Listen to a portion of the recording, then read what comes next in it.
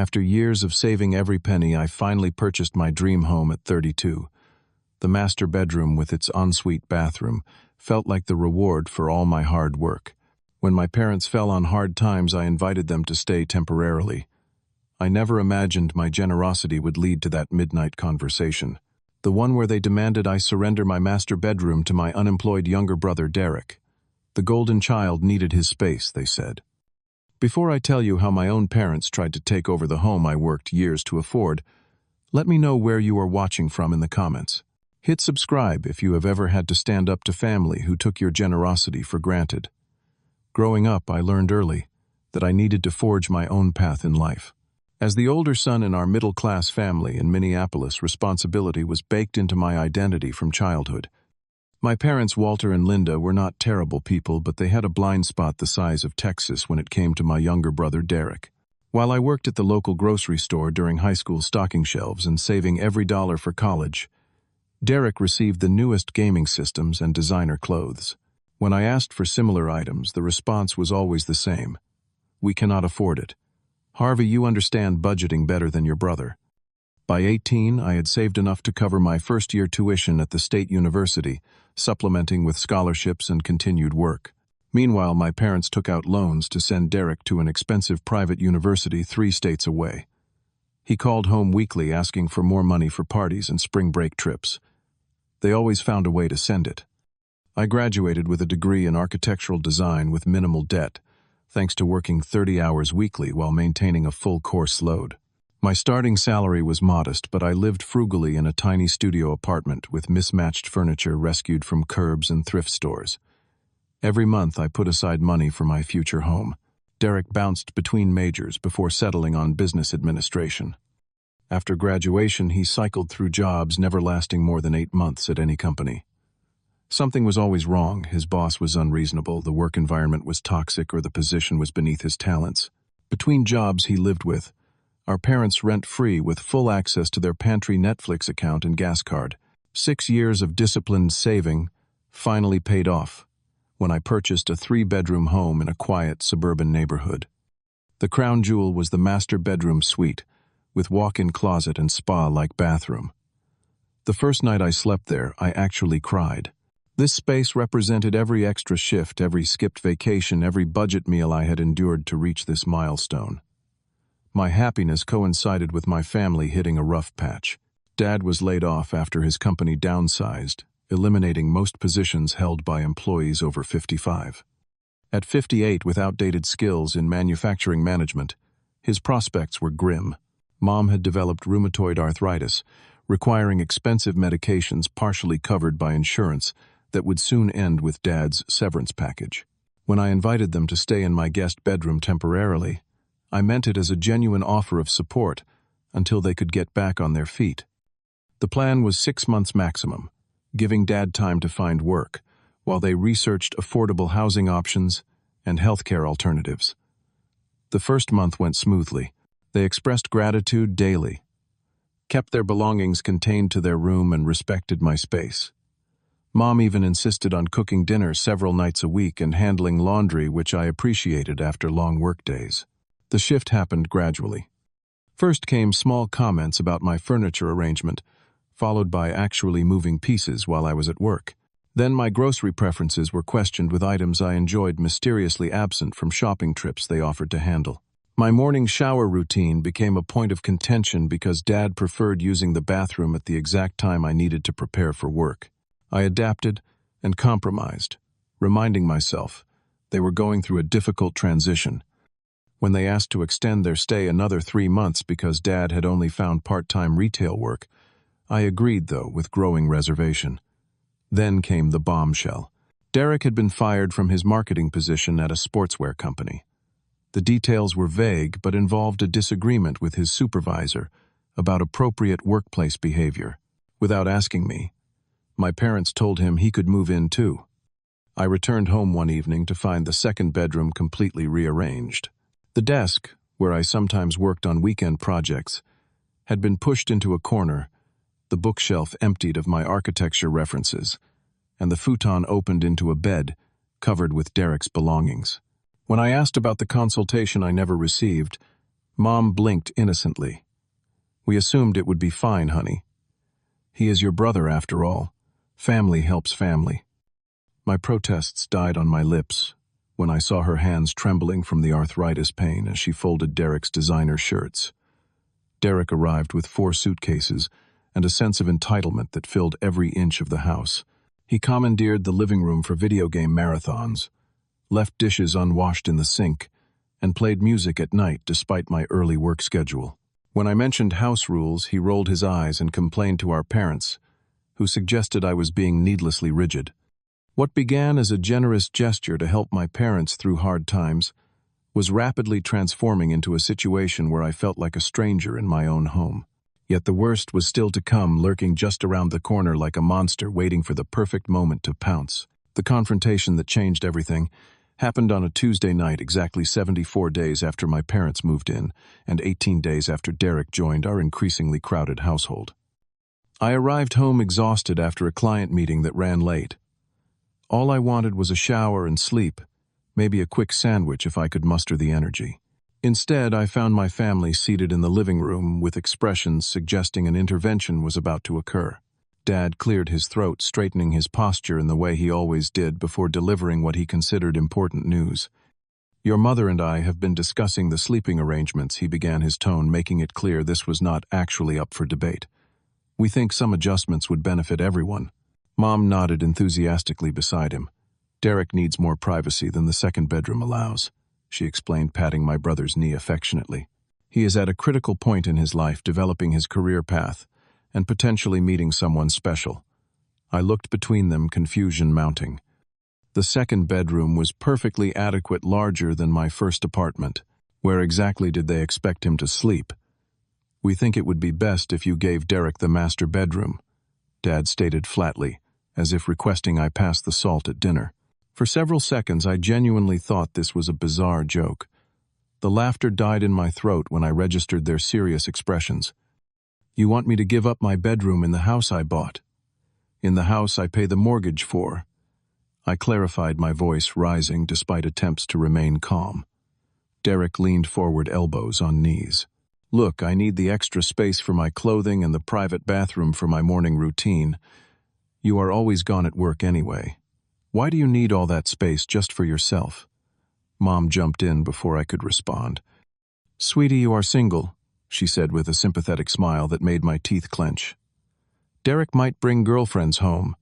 He needs to make a good impression. The master bedroom would help with that." The audacity struck me speechless. I had purchased this home after years of sacrifice. The master bedroom was my reward, my sanctuary after stressful workdays. And they expected me to surrender it, so my unemployed brother could potentially impress dates.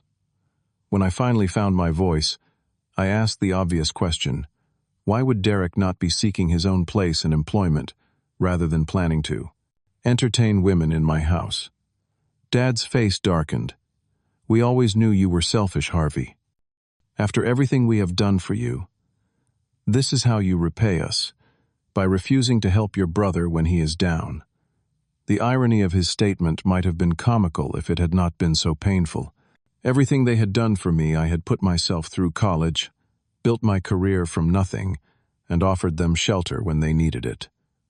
Derek smirked slightly, then quickly adopted a wounded expression. "They already promised me the room," he said quietly. "I was counting on it." And there it was, the revelation that they had discussed and decided this, without me making promises regarding my property without consultation. The familiar dynamic reasserted itself. Derek's wants trumped my basic rights, even in my own home. I retreated to my bedroom that night, locking the door behind me for the first time since they moved in. Through the wall, I heard them consoling Derek, assuring him they would wear me down eventually. Mom's voice carried clearly, "He will come around." He always does. Sleep eluded me as I processed what had happened. By morning, my shock had transformed into simmering resentment, yet I maintained outward calm, leaving for work without engaging them. The following weeks brought escalating boundary violations. My belongings mysteriously migrated around the house. The Wi-Fi password changed without notice. The temperature settings were adjusted to Derek's preference, leaving my bedroom stifling in the early summer heat. The breaking point arrived when I discovered Derek had borrowed my laptop without permission, leaving behind search history for job positions thousands of miles below his qualifications and pay requirements. When confronted, he shrugged, "Just exploring options close to home. Looks like I might be staying a while." His casualness confirmed my suspicions. What had been presented as temporary was morphing into a permanent arrangement with me, increasingly marginalized in my own home. That night I discovered another violation that sent ice through my veins. The architectural model I had been building for weeks, a centerpiece design that could secure my promotion, lay broken on my desk. Derek claimed to have accidentally bumped into it while bringing me clean laundry, though I had never asked anyone to enter my room for housekeeping. While Dad lectured me about forgiveness, and Mom comforted a suspiciously distressed Derek, I noticed something that solidified my resolve. Derek's laptop screen, visible from where I stood, displayed an email draft addressed to a friend. I caught only a glimpse, but the phrases "our house" and "when he finally moves to the smaller room" told me everything I needed to know. They were not just demanding my bedroom. They were slowly attempting to claim my entire home.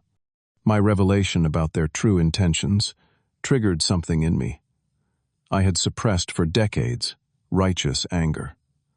That night I contacted Michael, a therapist friend who had helped me through previous family conflicts. "You are not crazy, Harvey," he assured me over coffee the next morning. "What they are doing is called boundary violation and emotional manipulation. The question is, what are you prepared to do about it?" His question crystallized my thoughts. I spent my lunch break researching tenant rights in my state, discovering that even family members establish tenancy after a certain period. By allowing them to stay without formal agreements, I had unwittingly created a situation where removing them could become legally complicated. I needed professional help. Jennifer, a real estate attorney recommended by a colleague, agreed to meet me after work. Her assessment was blunt but necessary. "Without a formal rental agreement, family situations get messy fast," she explained, reviewing my notes. "You need to establish clear terms immediately before this deteriorates further." Together, we drafted a simple rental agreement with reasonable terms: a nominal monthly rent, clearly defined common spaces and private areas, visitor policies, and a 6-month time frame, with renewal options depending on circumstances. Nothing in the document was unreasonable for adults sharing living space. Armed with these documents and renewed confidence, I took the next day off work. I needed to catch them in the act, to fully break through my own lingering doubts. My timing proved perfect. I quietly entered the house at 11 a.m., when they believed I would be in a client meeting.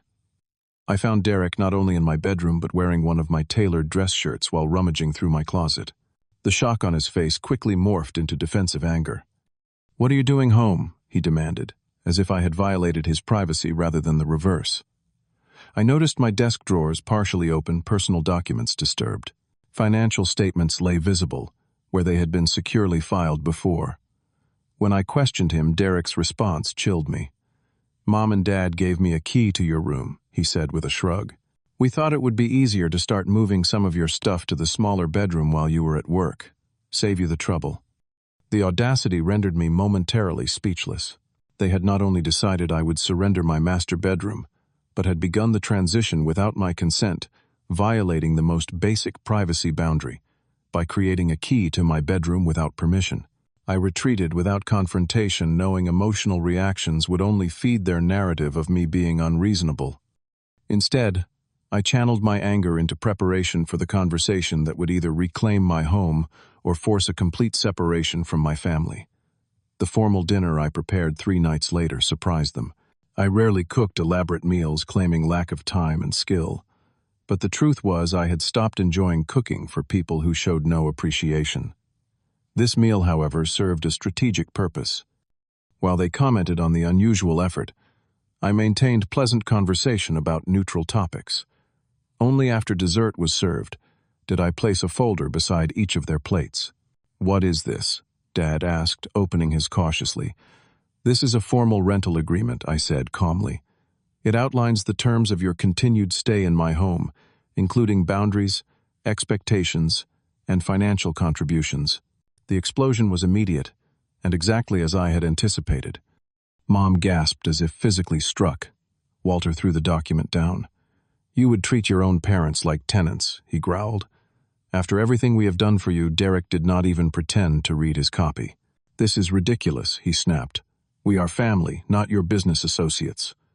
I had prepared for this exact reaction. Being family does not mean I surrender all boundaries and property rights. I responded evenly. I purchased this home. I pay the mortgage, utilities, and maintenance. I have offered shelter during a difficult time, but that generosity has increasingly been treated as obligation. I outlined the alternative clearly. If the agreement was unacceptable, they would need to find alternative arrangements within 30 days. My home was not communal property to be redistributed, according to Derek's preferences. The emotional manipulation escalated predictably. Mom's tears, Dad's threats about family loyalty. Derek's accusations of selfishness. I had anticipated each tactic and remained firm, even as their words pierced deeply ingrained insecurities.